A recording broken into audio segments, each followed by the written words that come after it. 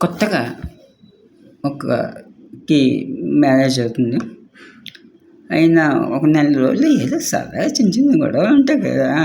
ఆ గొడవలని సీరియస్‌గా తీసుకొని చిన్న చిన్న మాటలు అలా పెద్ద మాటలుగా చిన్న గొడవగా అది అవుతుంది.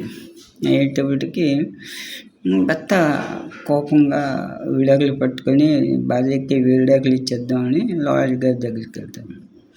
ఈ విషయం కోడలు అత్తగారితో చెప్తుంది. మీ అబ్బాయి నాకు విడాకులు ఇచ్చేయడానికి లాయర్ గారి దగ్గరికి వెళ్ళలేదు అనేసి. భర్త వస్తాడు సీరియస్గా.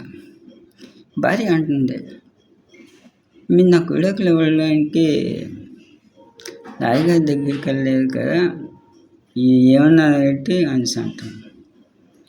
భర్త ఏడుపు ముఖంతో లాయరు బట్టలు ఉతుకుతున్నాడు, గంట పోయాక రమ్మన్నాడు అనేసి అంటుంది. భార్య